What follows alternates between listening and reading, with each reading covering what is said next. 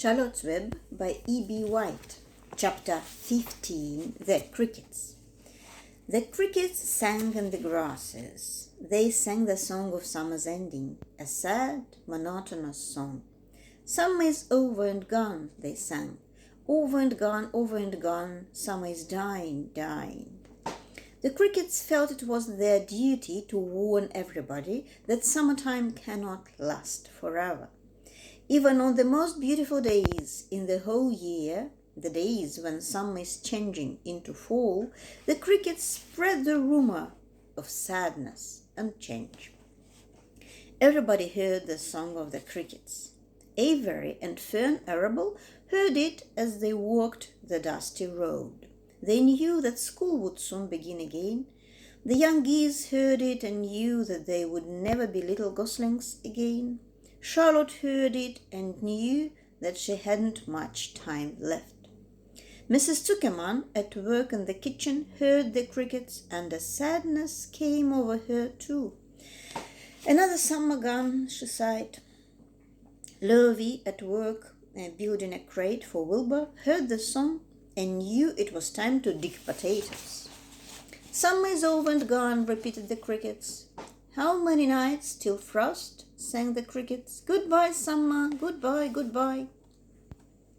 The sheep heard the crickets, and they felt so uneasy they broke a hole in the pasture fence and wandered up into the field across the road.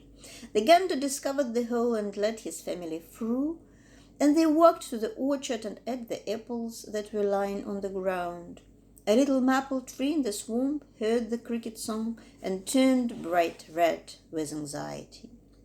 Wilbur was now the center of attraction on the farm. Good food and regular hours were showing results. Wilbur was a pig any man would be proud of.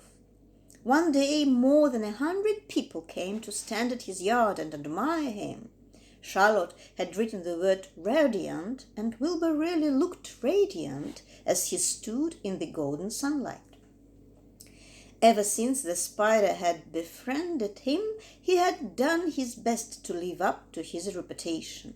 When Charlotte's Web said some pig, Wilbur had tried hard to look like some pig.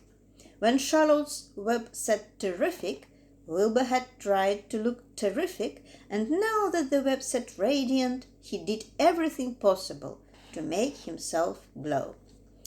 It's not easy to look radiant, but Wilbur threw himself into it with a will. He would turn his head slightly and blink his long eyelashes.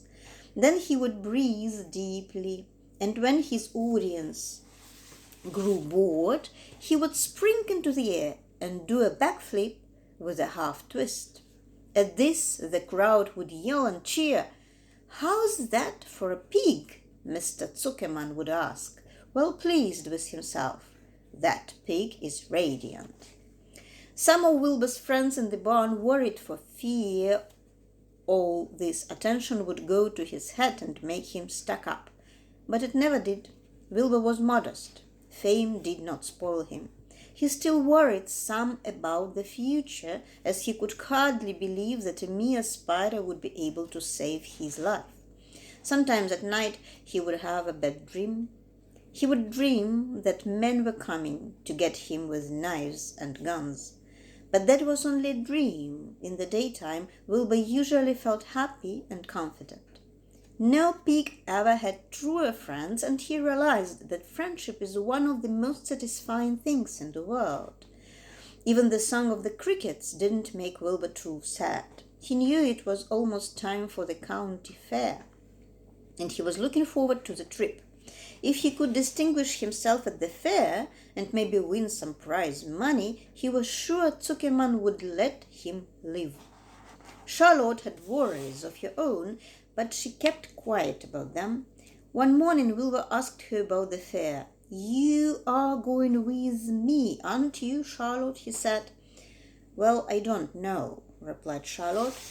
"The fair comes at a bad time for me. I shall find it inconvenient to leave home, even for a few days." "Why?" asked Wilbur. "Oh, I just don't feel like leaving my web. Too much going on around here. "Please come with me," begged Wilbur. "I need you, Charlotte. I can't stand going to the fair without you. You've just got to come." "No," said Charlotte. "I believe I'd better stay home and see if I can't get some work done." "What kind of work?" asked Wilbur. "Egg laying. It's time I made an egg sack and filled it with eggs." "I didn't know you could lay eggs," said Wilbur in amazement. "Oh, sure," said the spider. "I'm versatile." "What does versatile mean? Full of eggs?" asked Wilbur. "Certainly not," said Charlotte. "Versatile means I can turn with ease from one thing to another. It means I don't have to limit my activities to spinning and wrapping and stunts like that." "Why don't you come with me to the fairgrounds and lay your eggs there?" pleaded Wilbur.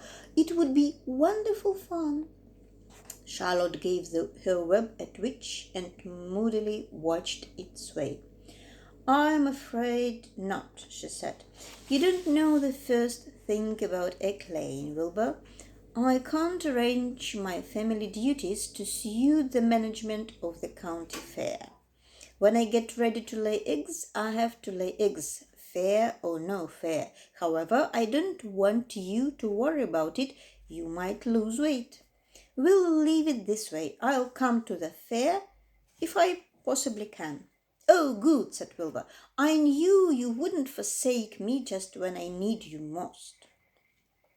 All that day Wilbur stayed inside, taking life easy in the straw. Charlotte rested and ate a grasshopper. She knew that she couldn't help Wilbur much longer.